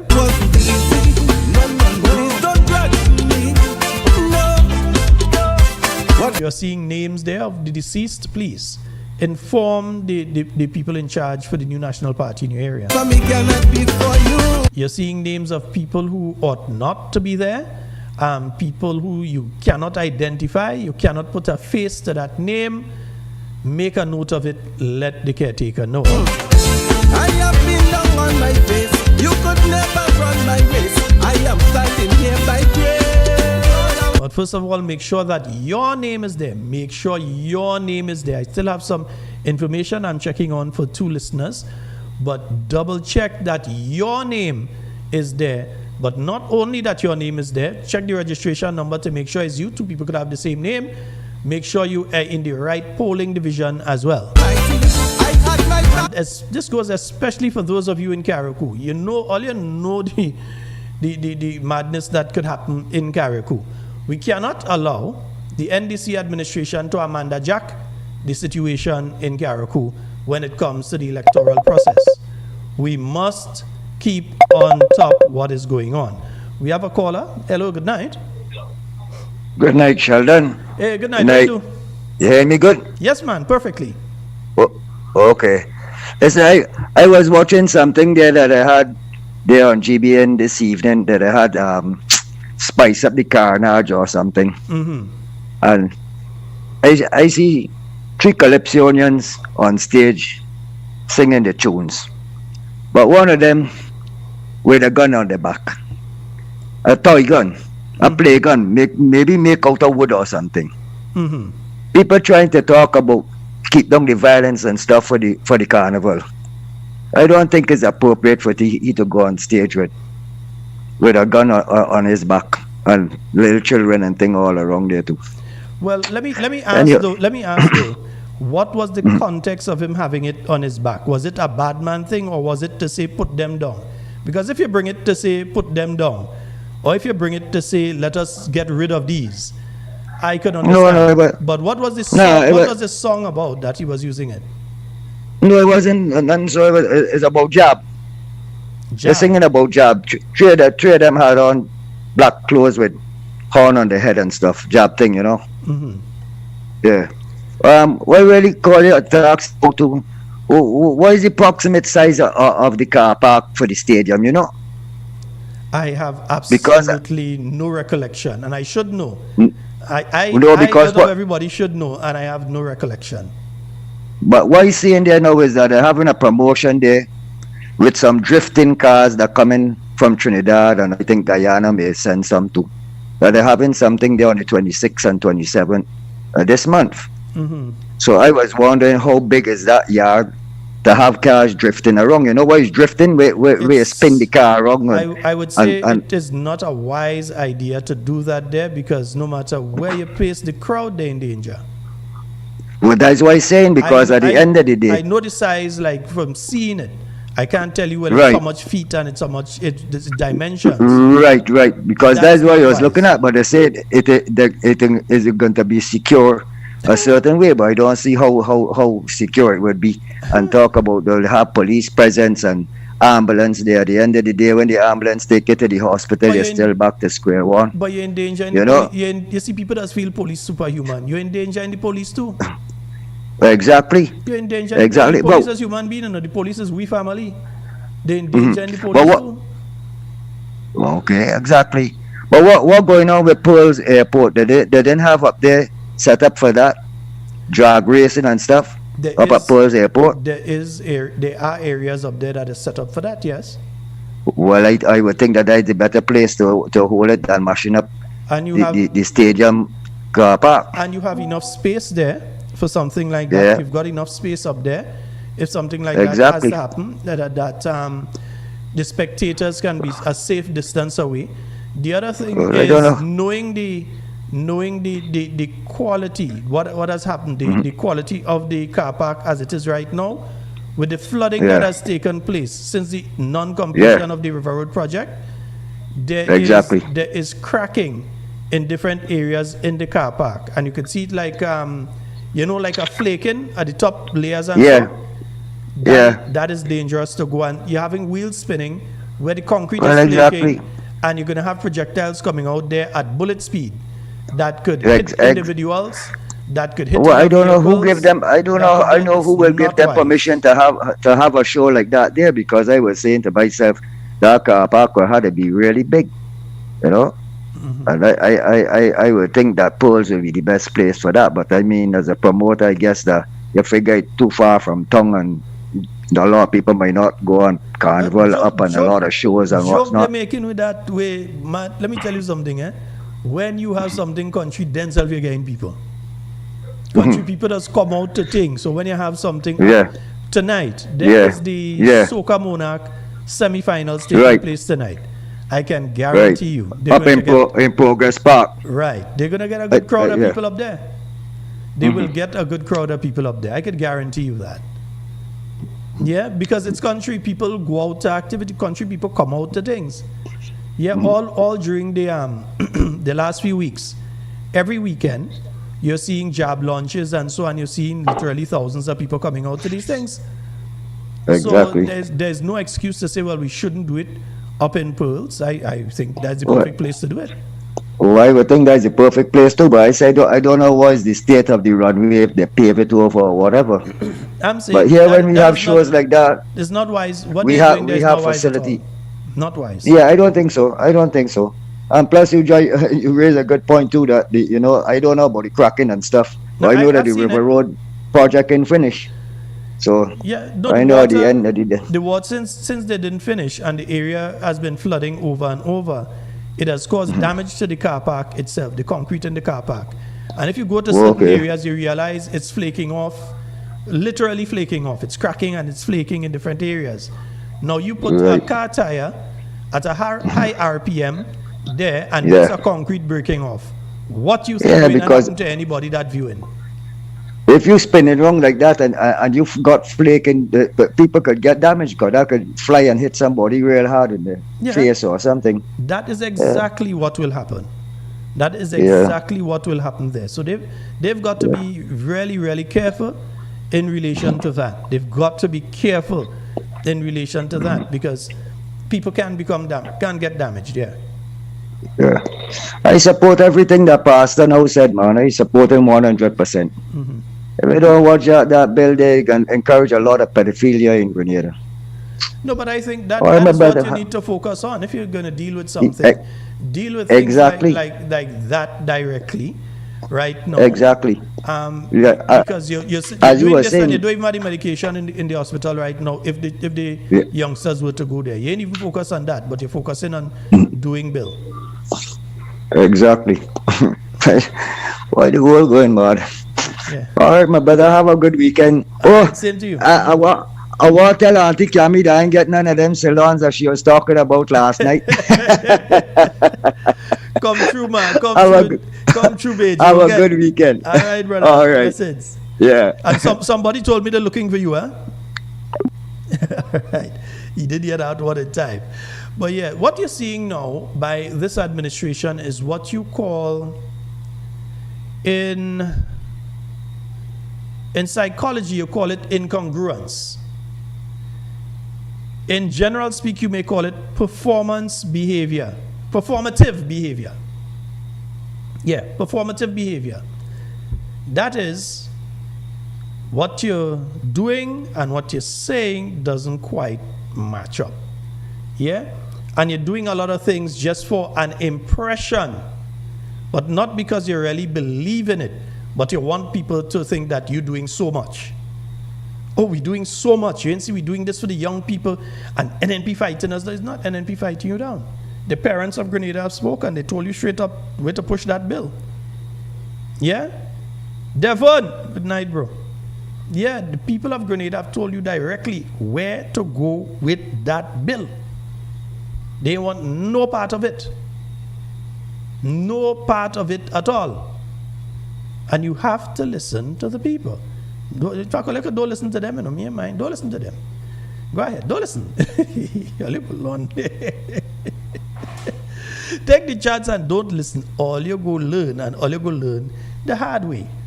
Yeah? What's the matter now, Javon? This broke out? Oh dear. Okay. Here's what. I'm just gonna put it back like this, right? Yeah. It's good now. Hey, it's good now. Huh? Nice. Yeah, the boss come to get his stuff fixed. Yeah. So this government is all about how things look and not how things are. So they would make statements and say, oh, the economy is doing so well and everybody is doing so well and we can't find people to work and all sorts of things.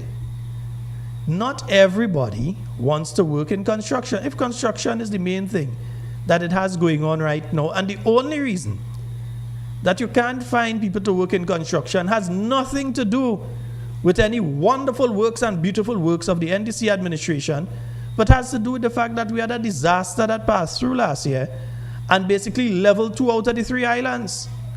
That is the reason that you can't find people to work in construction. Not because the NDC is doing some excellent job and generating jobs in Grenada. And Papa, they finally give out some houses in Petit Martinique.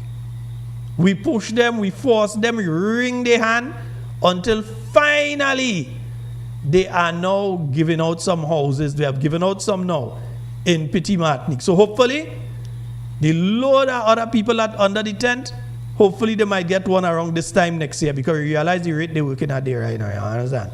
If it take them that amount of time just to do the ones that they do, well, the other people in them tent and them all like Christmas taking all in them tent, it seems. So we hope not, but it look like Christmas, yeah, that look like jingle bells in a tent, right? Nice. Well, not nice, but we know. Yeah? So folks, this is the situation that Grenadians find themselves in. They have a government that's interested in window dressing, they're interested in showing off, they're interested in talking down to people, they're interested in trying to give people the impression that they are the smartest, brightest out of everybody, spending all their time studying about clothes. You're a prime minister that spend more time thinking about the wardrobe than thinking about what poor people are going through in this country. more time on the wardrobe than how he's going to address the cost of living in this country. Something is definitely wrong there. Definitely wrong. You can tell me that you doing interviews and your focus is on if you have a nice shirt or a pants, or if you're going to be wearing a shoes that go in a museum. Well, I know which museum that go in. Maybe the prison museum. I know a museum that will go in. But if it's a nice shoe, they go in this and they go in that and that kind of nonsense. Meanwhile, the average Grenadian just trying to get by. Most folks are struggling. You see, right now, very difficult time for a lot of people. Because they're fighting to try to make it to the end of the month. They're struggling to try and make it to the end of the month. And the government just continues to take decisions without consultation, because if they had consulted and they had spoken to some people, the decision they made to put the holiday next week, and they put the holiday to coincide with the Afri Summit and thing because they want to show the Africans. And so, hey, look, we emancipated, and look, we having big thing to celebrate, and all sort of thing like that.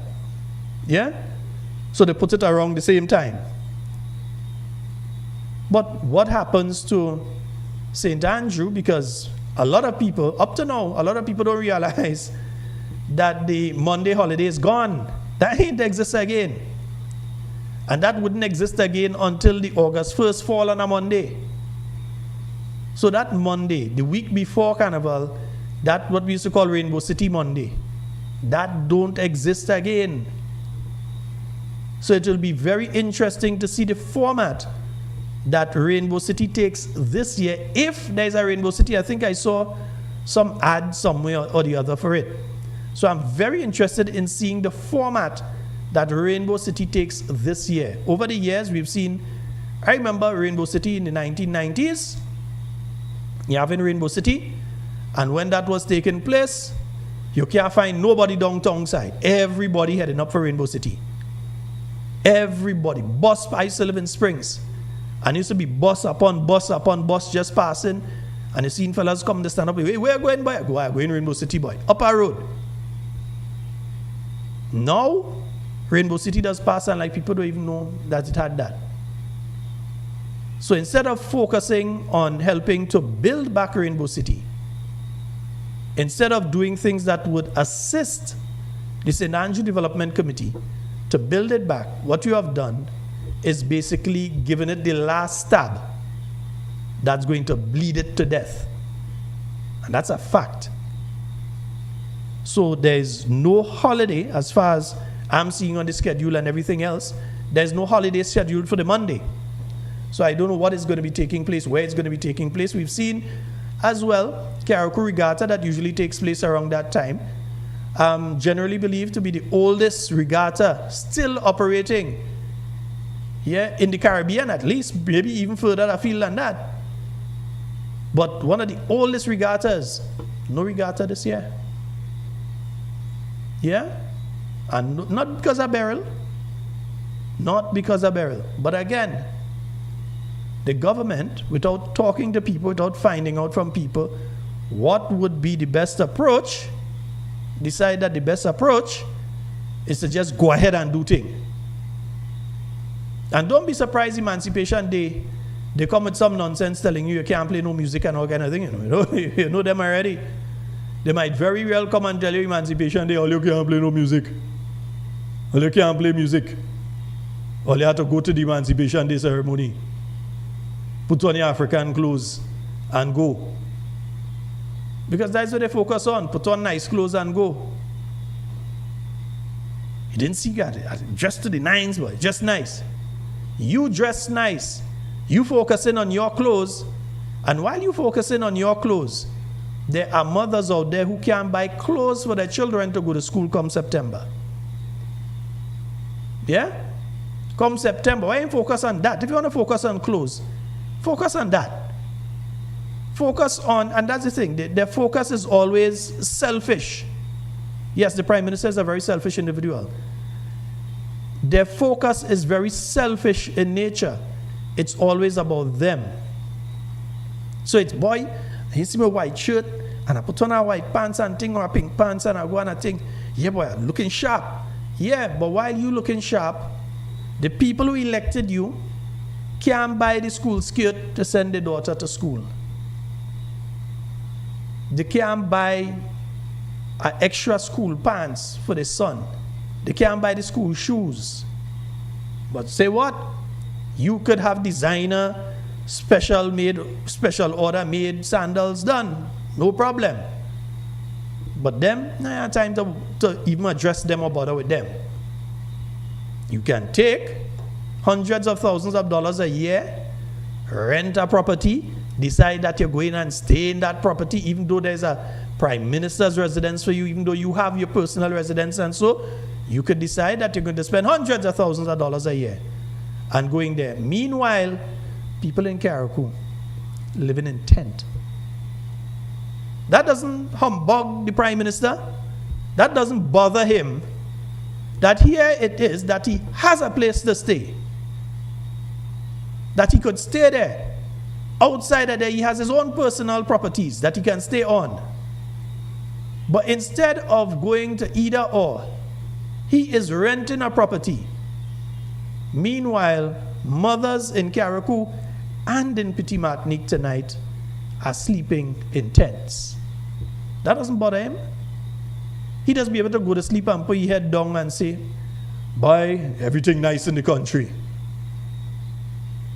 When he is having an unnecessary expense. Unnecessary expense. So he's staying there. The taxpayers, me and you, we are footing it. And while we are doing that, you have people staying in tent in Carriacou. You have people who staying in places that just want a few sheet of galvanized and some lumber. They go do it themselves. Rain falling, bucket drop. That these people would be able to go and put back a proper roof over their head.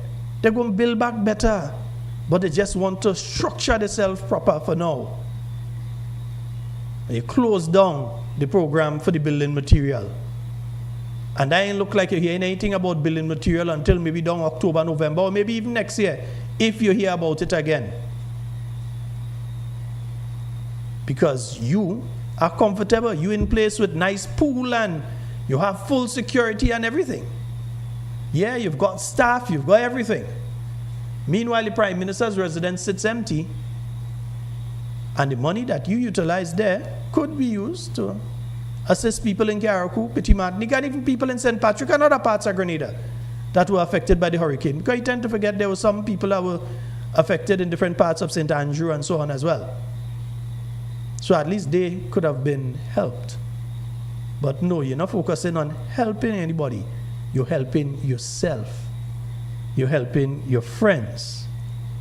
And before I close off tonight, I want to ask a question here. I hear in a story. And people in St. Andrew, all you message me, text me, find me, call me, knock me door, whatever all you have to do. But all you get the message to me somehow. An NDC activist I am hearing of who has certain security contracts. I'm hearing of an allegation of attempted molestation of a student. That is what I'm hearing, an allegation.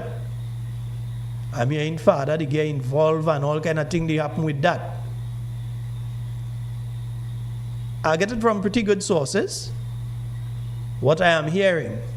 And so I'm still saying allegation that a major NDC activist with certain security contracts utilized the facility offered through those security contracts and had a very unbecoming conversation that was recorded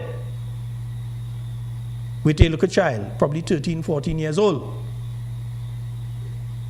And that conversation was brought to the child's father, who raised hell about it, but that certain people trying to cover it up. The opportunity that this individual has been given by the government of Grenada offers them the opportunity to continue that type of behavior and expand that type of behavior if what they have done is true. All you in St. Andrew know what I'm talking about. Give me the info. I hear peace, I want to hear the rest. I ain't call nobody name, nobody can sue me. I ain't make no inference to any specific person, because we know the real man security contract ended. So I would like to have the information, please. Thank you so very much. Find me how you all can. You all know how to find me. Folks, that's all the time we have for Talking Points tonight and this week. It's been wonderful being here with you. And as usual, in everything you say and do it safe and secure. I want to be speaking to and with you and not about you. But before we leave, we definitely have to remind you of one or two things, since it will be our last opportunity to do so before some of these happen. And remember the meet and greet that's going to be taking place tomorrow. Yes, that meet and greet, Honorable Emlyn Pierre will be meeting and greeting, and that's going to be taking place at J. Marishaw's residence in Belmont, St. Patrick, near the estate. Drinks on sale, but food is free, and it's organized by Mrs. Sonia Penny and Mr. J. Marishaw. So looking forward to many of you being able to attend tomorrow. That's the meet and greet with the Honorable Emlyn Pierre, and other members of the new National Party team go be there. Yeah, man, so it's a nice thing. Right, next week, Thursday, we have the After Work Line Carnival edition from 4 p.m. NNP headquarters. All right, food and drinks on sale, artists passing through. Nice. K&R bookstore, you better go and buy before buy all you. Right, nice. Yeah, next thing, everything done, I'll go looking for school book and thing done. Nice. One Soca, they have that bingo. It's taking place tomorrow. Right, that is taking place tomorrow. $10,000 bingo. One Soca, that's at the Mechanics Temple, 65 Putnam Avenue, Brooklyn, New York, 11238. Tickets only $40. Gates open at 6, and games start from 8 p.m. And then good partner Fadu. Yeah, they've got their activity taking place in Corinth at Fusion Restaurant and Bar. That is Soca Saturday for Juve in July. So that's taking place tomorrow. And then as usual, you know, my little friend, never forget her. Yeah, nice. Yeah, just never forget this little girl. All right, folks, so that's all the time we have for today. It's been wonderful being here. I am out.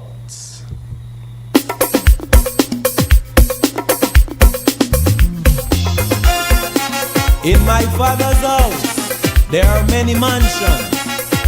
If it wasn't so, I would have told you. For you, walking in the footsteps of the Lord. I wake up in the morning, and before I eat my bread, brother man, I get on my knees and I give Jah praise. The day was not so moving, but before I go to bed, brother man, I get on my knees and I give Jah praise. 'Cause things could have been so different if you didn't love me. I say